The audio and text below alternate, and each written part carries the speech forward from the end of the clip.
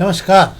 शाम के अखबारों की चर्चा चाय के साथ। आज 24 अप्रैल है और गर्मी आज भी यथावत बनी है। ऐसा लग रहा है कि अब गर्मी भी बिल्कुल कमर कस के मैदान में उतर गई है, पर ऐसा बताया जा रहा है कि अगले एक आध हफ्ते में थोड़ी सी राहत मौसम में मिल सकती है। पर अभी तापमान 41 के लगभग बना रहेगा। शहर की सड़कें खाली होने लगी हैं इंदौर की, और बाज़ार में गर्मी का असर दिखने लगा है।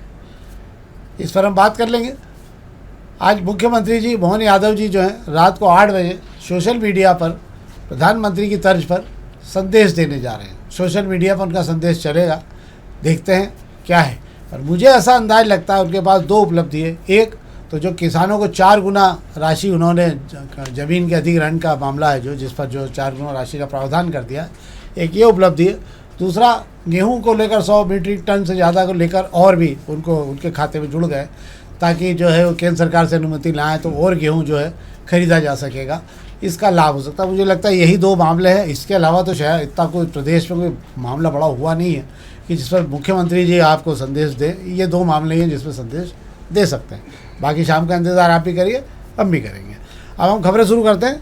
प्रभात किरण की खबरों शुरू करेंगे हम, क्योंकि राष्ट्रीय अंतर्राष्ट्रीय खबरें हैं। आज मैं खबर के आखिरी में पहले पेज की खबरों में आपको पश्चिम बंगाल के जो मतदान के आंकड़े हैं वो बड़े रोचक तरीके से, आपको लग रहा है कि बहुत मतदान हो गया। आपको मैं इस खबर के आखिरी में आपको बताऊंगा कि बहुत मतदान नहीं हुआ है।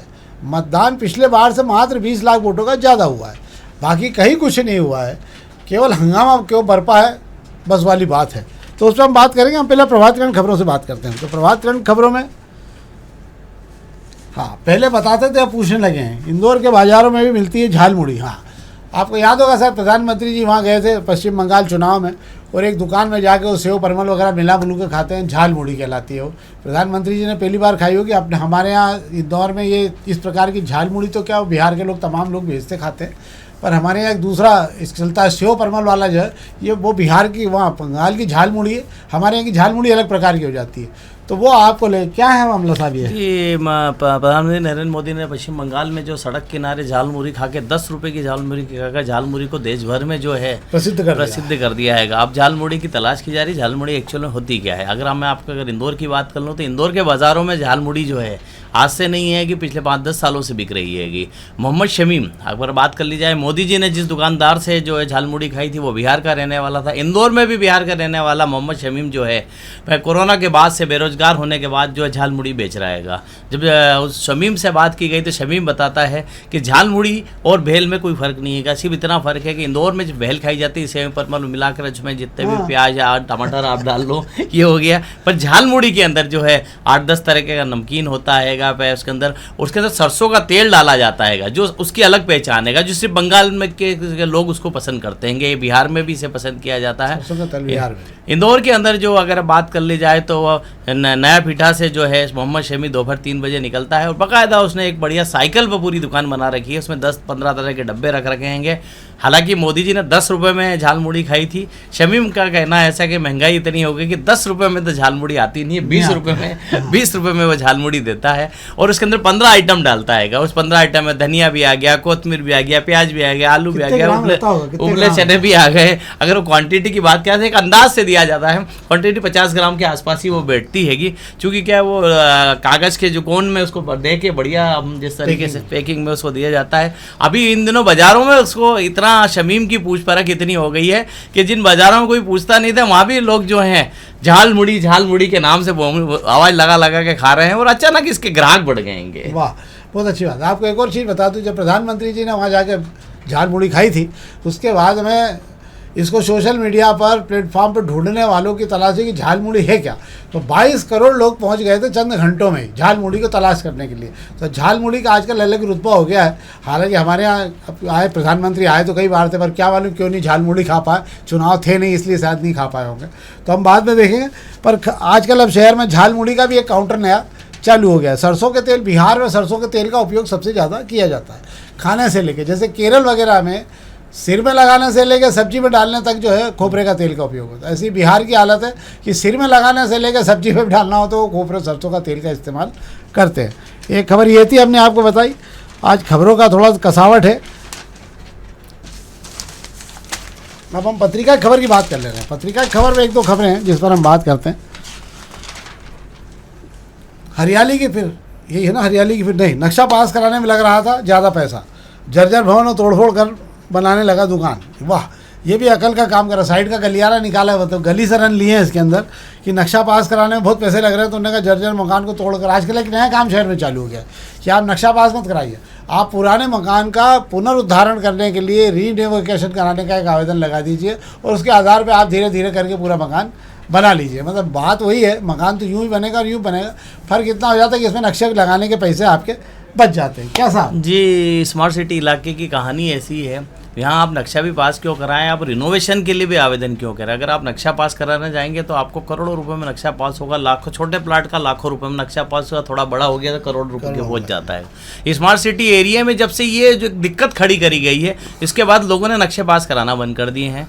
अंदर ही अंदर जो है, घर के अंदर जो है तोड़ फोड़ करके बनाना चालू करते हैं, उसको अंदर से मजबूत करने के बहाने जो उसको इतना मजबूत कर देते हैं कि पूरा पक्का ही बना डाल देते हैं, और बाहर का ढांचा जो है वो बाद में हटाते हैं ताकि किसी को पता न चले, और पता चल भी जाता है तो नगर निगम के अफसर भी जानते हैं कि एक आम आदमी की औकात नहीं है कि इतना महंगा नक्शा पास करा जाए, तो थोड़े बहुत जो पैसे हैं उनकी जेब में भी चले जाते हैं और मजबूती हो जाती है। मल्हारगंज में इसी तरह का एक मामला जो सामने आया है, यहाँ पे एक मकान में 4 दुकानें हैं। आपको बता दूं, गिरी टोरी कॉर्नर चौराहे से लेकर हम बड़ा गणपति तरफ बढ़ेंगे तो ये जर्जर मकान है 120 साल पुराना। अब यहाँ 4 किराएदार होंगे, किराएदार यानी चारों मालिक होंगे। एक दुकानदार उसको अंदर ही अंदर तोड़ के बनाने की कोशिश कर रहा है, बाकी लोगों को डर लग रहा है कि मकान कभी भी गिर जाएगा, मकान कभी भी गिर जाएगा। शिकायत के बाद भी नगर निगम चुप है। वजह यह है कि इसमें सियासत जो है कहीं ना कहीं जो है आड़े आ रही है कि जब भी निगम के अफसर कार्रवाई करने जाते हैं, ऊपर से भाई साहब का फोन आ जाता है कि जैसा है वो कर रहे हैं उसको कर लेने दो। आसपास वाले परेशान है कि इसके चक्कर में पूरा मकान गिर गया तो सब सड़क पर आ जाएंगे। हाँ, तो थोड़े दिन और रुक के देख लेना चाहिए, कोई बुराई नहीं। जब धसक ही रहा होगा तो सबके काम एक बार में हो जाएगा, पूरा नया नक्शा बन जाएगा। एक दो खबरें वैसे संज्ञान में डाल देता हूँ आपको। रजिस्ट्रार विभाग को इस बार 4500 करोड़ रुपए का टारगेट मिला है। ये एक बड़ी बात है। रजिस्ट्रार विभाग को पिछले बार 3300 करोड़ का टारगेट मिला था, 800 करोड़ कम आए थे, पर इस बार बढ़ा के 4500 करोड़ कर दिया। मतलब आप समझ सकते हैं कि क्या तेज़ी से रजिस्ट्रियाँ और ज़मीन बिक रही है यहाँ पर। हरियाली की फिर हत्या होना है, कई जगह झाड़ कटने का मामला भी सामने आया है, इस पर भी हम बात कर सकते हैं। पर अब हम अग्निमाण खबरों की बात कर ले रहे हैं। अग्निमाण खबरों में एक दो खबरें जिस पर हम बात करेंगे। अग्निमाण विज्ञापन हाँ, किधर है साहब? यस, परिसीमन। हाँ, हमने कल आपसे बात की थी परिसीमन को लेकर, ये 8 से 10 वार्ड बढ़ सकते हैं। आज इसके आगे का डेवलपमेंट है ये 20-22 का परिसीमन पर ही होंगे अगले साल। मतलब जो 20-22 के परिसीमन पर ही होंगे अगले साल के चुनाव। जो अभी चुनाव होना है वो 20-22 के 85 वार्डों में कोई फेरबदल नहीं हो सकेगा, सिर्फ मतदाता बढ़ेंगे। ये कब होगा? जब परिसीमन नहीं होगा। अगर समय पर ये सारी प्रक्रिया पूरी हो गई, जनगणना का कार्य पूरा हो गया, तो परिसीमन की कार्रवाई हो सकती है। आपको याद होगा पिछले बार भी चुनाव इंदौर में 6 महीने बाद हुए थे और सभी जगहों में 6 महीने बाद प्रक्रिया शुरू की गई। तो अगर 6 महीने का समय होगा तो परिसीमन का काम भी हो सकता है। पर इस आधार पर चुनाव होंगे अगर, तो फिर 2022 के आधार पर 85 वार्ड के होंगे। 79 गाँव जिसके कोटे में आ गए नगर निगम में, वो तो पागल हो जाएगा उस वार्ड में प्रचार करते करते, क्योंकि जब तक 2 विधानसभा निपटा चुका होगा। क्या साहब? जी बिल्कुल, बता दूं आपको कि अग्निमाण की खबर का ऐसा दावा है कि 2022 में जो परिसीमन किया गया था उसी हिसाब से जो अगले साल नगर निगम जो पार्षद के चुनाव होने जाते हैं वो उसी आधार पर होंगे। यानी हम ये तय मान के चलें कि 85 वार्डों में ही चुनाव होंगे। अभी वार्ड बढ़ नहीं रहे हैं और जो नए गांव शामिल करने की बात कही जा रही थी उन्हें इस बार के चुनाव में तो शामिल नहीं किया जाएगा। वजह बताई गई है कि परिसीमन के लिए जो सीमा है वार्डों की वजह लॉक कर दी गई है। बीते साल 25 दिसंबर को इसे लॉक कर दी गई थी। ऐसे में सिर्फ जो जनगणना के बाद अगले साल जो जनवरी फरवरी में जनगणना शुरू होगी वो खत्म होते होते जो है नगर निगम के चुनाव आ जाएंगे। उस परिसीमन, इस वजह से परिसीमन नहीं किया जाएगा। बढ़ी हुई जनसंख्या, मतलब वार्ड में जो जनसंख्या बढ़ रही है उससे वोटर जरूर बढ़ जाएंगे, लेकिन वार्डों की संख्या नहीं बढ़ेगी। यानी अब जो नेता हैं जो मानकर चलें कि जो पार्षद का चुनाव लड़ने का मना कर बैठे हैं, जो मौजूदा पार्षद हैं, कि उन्हें है ना उन 85 वार्डों में ही अपने को चुनाव लड़ना है। कोई नया वार्ड आ नहीं रहा है। जो वार्ड बचे हैं उसमें सिर्फ इतना हो सकता है कि आधे महिलाओं के आधे पुरुषों के। इसमें कहाँ अदला बदली होगी महिला पुरुष की, वो होनी है। SC ST के जो रिजर्व वार्ड है उनमें तो कुछ नहीं बदलाव की गुंजाइश है। यानी मतलब वे SC ST के रिजर्व वार्ड ही रहेंगे, बस महिला पुरुष के जो है आकलन वो बदल सकता है। पिछड़ों और सामान्य वर्ग वालों को दिक्कत है, क्योंकि उनके वार्ड कहाँ क्या रहेगा, ऊँट किस करवट बैठेगा, ये तो कल अगली बार जब लॉटरी निकलेगी तब पता चलेगा। एक और खबर हम बात कर लेते हैं। एक अच्छा प्रयास, एक महिला ने, ग्रामीण क्षेत्र की एक महिला ने एक अच्छा प्रयास किया और 600 बीघा ज़मीन जो है उसने पराली, 600 बीघा ज़मीन पर जो गेहूं की खेती होती है उसकी पराली को उसने निकाल के अलग किया। एक मशीन ली उसने और उससे बनाने के बाद में और इसको बेचने का काम भी किया। पर इससे सबसे बड़ी बात ये कि गांव में एक भी खेत में आग लगाने का काम नहीं हुआ, पराली जलाने का। एक नया प्रयास और अच्छा ईमानदारी का चुलेट में हुआ है ये काम, है ना, धुलेट में हुआ है ना। और पपीता रावत है, पपीता रावत नाम भी बड़ा अच्छा है। पपीता रावत जो है उन्होंने इस काम को शुरू किया और अब उसको उनके देखा देखी सरकार ने भी उनका सम्मान किया, और मुझे लगता है ऐसे लोगों का सम्मान होना चाहिए। आपको नहीं मालूम, अगर घर में अगर आप देख रहे होगे इस समय, तो आपके घरों के बाहर, घरों की छत पर आपको काले काले बहुत सारे वो तिनके जले हुए आपको दिख रहे होंगे, सब उड़ के आ रहे हैं। ये तमाम जगहों से जो इस समय पराली जलाई जा रही है उसका धुआं और जो उसके काले तिनके हो जाते हैं हवा में उड़ उड़ के शहर में आ रहे हैं, और इफरात मात्रा में आ रहे हैं इतनी सख्ती के बाद भी। और उसके बीच में अगर एक भी प्रयास इस प्रकार का होता है तो बधाई के पात्र है। क्या साहब? जी बिल्कुल सही कह रहे हैं आप। तमाम रोक के बावजूद भी पराली जलाने का काम जो है रुक नहीं पा रहा है। इसके जो सबूत जो हमें कहीं जुटाने की जरूरत नहीं होती है, हमारे घर उड़ के वे खुद ही आ जाते हैं। हाँ। ऐसे अफसरों के यहाँ भी वे पहुँच जाते हैं, पर अफसर जो है वक्त का इंतजार करते हैं जैसे भी समय निकल जाए। हालांकि ये जो खबर दी गई बहुत मुझे लगता है एक नई तरह की खबर है। इस तरीके की जो पहल जो गाँव में अगर उस महिला ने की है, पपीता रावत ने की है, उन्होंने अपने खुद की खेती के जो है पराली को तो रोका ही है, आसपास के गाँव वालों के भी जो जिनके खेत थे उनके जो ढूंढ बचे हैं, मतलब गेहूं काटने के बाद जो ढूंढ बच जाते हैं उसको जो है जलाने की बजाय उसके उन्होंने जो है भूसा बंद तैयार करा है उस मशीन से, और लोगों से अपील की है कि इस तरीके से वे पराली ना जलाएं, इससे खेत का नुकसान होता है, मिट्टी खराब होती है और प्रदूषण भी होता है। तो कुल मिलाकर जो पपीता रावत ने किया, मुझे लगता है ऐसी पपीता रावत जो है हर गांव में होना चाहिए, हर तहसील में होना चाहिए, हर जिले में होना चाहिए। सही बात है। अगर शासन सहयोग दे ऐसे लोगों को कि भी आप मशीन लगा लीजिए, हम आपको सहयोग दें, पर एक भी पराली जलना नहीं चाहिए। इससे कम से कम नया संदेश भी जाता है लोगों को। अब हम दोपहर की खबरों की बात कर रहे हैं, दोपहर के पहले पेज की खबरों की बाद में बात करेंगे।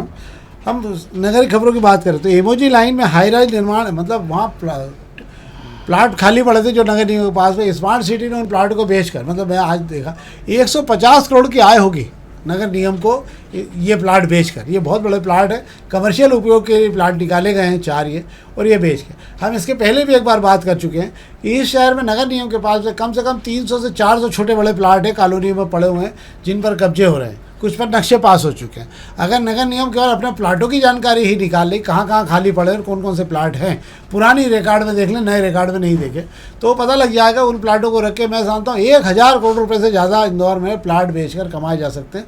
कुछ कमर्शियल प्लाट भी हैं, कुछ बहुत बढ़िया कॉलोनियों के अच्छे प्लाट भी बड़े बड़े हैं जिस पर आजकल बिल्डिंग का काम भी चल रहा है। क्या साहब? ये वही जगह मैं आपको बता देता हूँ कि यहाँ पर पिछली बार भी टेंडर निकाला गया था, और गुजरात की जिस कंपनी को जो है ज़मीन बेचने की बात कही गई थी वो कंपनी डिफ़ाल्टर साबित हुई थी, जिसके बाद में उस टेंडर को कैंसिल किया गया था। ये नया टेंडर निकाला गया है इमारत को बनाने के लिए, यानी ज़मीन बेचने के लिए। यहाँ पर जो हाईराइज इमारत बनेगी, पिछले दिनों ही नगर निगम ने यहाँ पर जो कब्जे थे, पुराने जो सैनिक यहाँ रहा करते थे, उन परिवारों को वहाँ से शिफ्ट किया था। और कुल मिलाकर यहाँ पर भी हरियाली को उजाड़ने की तैयारी, हरियाली यहाँ भी उड़े, जिसका विरोध जो है मुझे लग रहा है उसका विरोध भी जो है शुरू है, और जब इस पे फिर कार्रवाई होने जाएगी तो उस विरोध एक बार फिर उठकर सामने आएगा। एक और खबर है हम आपके नॉलेज के लिए देते रहे। एक कल बड़ा विचित्र प्रकरण हुआ था इंदौर में। अच्छे सम्राट परिवारों के 2 बच्चों को बगीचे से, मतलब उनको बहला फुसला कर एक लड़की के माध्यम से उठाने की कोशिश की गई थी। शहर में आप थोड़ा सा ध्यान रखिए अपने आसपास के लोगों को, कैमरों का ध्यान रखिए, कहाँ कहाँ कैमरे लगे हुए हैं, ताकि कुछ भी हादसा हो तो हम तत्काल उन कैमरों तक जाकर उसकी जानकारी निकाल लें। दोनों बच्चों के अपहरण का प्रयास करके 15 लाख रुपए समेटने की कोशिश की थी, पर एक गलती हुई जिसने पूरा 7 घंटे के अंदर पूरा मामला पुलिस ने ट्रेस आउट कर लिया। अगर ये गलती नहीं होती उनसे, किडनैपरों से, तो 15 लाख के लिए पूरा परिवार आज रोता गाता रहता। ये हो सकता बड़े हादसे में भी बदल सकता था। तो हमारा केवल यही कि सतर्क रहिए, अपने बच्चों को लेकर जहाँ जा रहे हैं उनका ध्यान रखिए, और कोशिश करिए कि कहाँ कहाँ कैमरे लगे हैं क्षेत्र में उनको पूरी तरह से वॉच करिए, ताकि कम से कम लोगों को सुरक्षा भी दी जा सके। क्या साहब? जी बिल्कुल सही बात है, सतर्क रहने की ज़रूरत है। और बच्चों, मुझे ऐसा लगता है कि इलाके में जिस तरीके से सतर्कता तिरुपति नगर के रहवासियों ने दिखाई है, वैसी मुझे लगता है सब दूर होना चाहिए। वाह। अब मैं दोपहर के पहले पेज की खबरों की बात कर ले रहा हूँ। तो पहले पेज की खबरों की बात कर रहा हूँ। एक तो बहुत बड़ा मामला है कि खाद्य तेल जो आप खरीदते हैं, इसमें जोरदार आग लगने वाली 1-2 महीने के अंदर ही, मतलब अच्छी खासी, जैसे पेट्रोल में आग लगने की संभावना उससे ज़्यादा इसमें लगेगी, क्योंकि हम इंडोनेशिया से खाद्य तेल खरीदते हैं। इंडोनेशिया से खरीदते हैं हम 50 लाख मीट्रिक टन। इसके बाद हम खरीदते हैं 20 लाख मीट्रिक टन मलेशिया से और 1 लाख थाईलैंड से। अब हालत ये 10 लाख थाईलैंड से खरीदते हैं हम। तो कुल मिला के जो 90 लाख मीट्रिक टन हमारे पास खाद्य तेल आता है, इसमें से 50 लाख जो इंडोनेशिया देता था भारत को, उसने मना कर दिया है, वह भारत को ये तेल नहीं देगा। पाम तेल किस उपयोग में आता है? पाम तेल सोयाबीन सहित अन्य जो तेल बनाए जाते हैं उसके अंदर मिलावट करके उनको तैयार किया जाता है, ताकि कम से कम वो उनका कीमत पे भी असर इसका आता है। पर अगर इनकी आवक बंद हो गई तो इसका बहुत ज़बरदस्त असर ये होगा कि कीमत बहुत महंगी हो जाएगी तेलों की। और इंडोनेशिया ने कहा है कि हमारे यहाँ चूँकि अब कच्चा तेल आ नहीं रहा है, इसलिए हम इसका उपयोग बायोडीजल में करेंगे।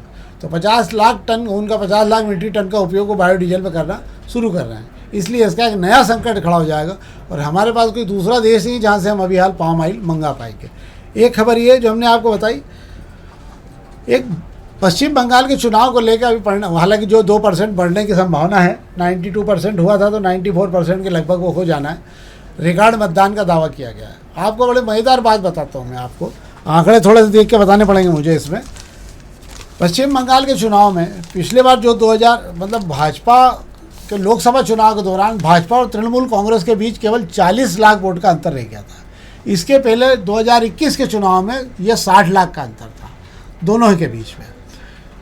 अब क्या हुआ कि इस चुनाव में मज़ेदार बात यह है कि केवल 20 लाख वोट बढ़े हैं पश्चिम बंगाल में और 30 लाख वोट बढ़े हैं तमिलनाडु में। तो जो पश्चिम बंगाल में जो वोट बढ़े हैं वहाँ पर 2021 में 20 लाख बढ़े हैं, इसमें पश्चिम बंगाल में 91 लाख मतदाताओं के नाम काट दिए गए थे। अगर ये होते तो ये 25 लाख वोट नहीं होते, ये बल्कि कम हो जाते। इनकी अगर मतगणना यूँ करते तो शायद ये वोट ना डलते, और अगर ये डल गए होते तो शायद ये पूरा 100% वोटिंग हो चुका होता इसमें।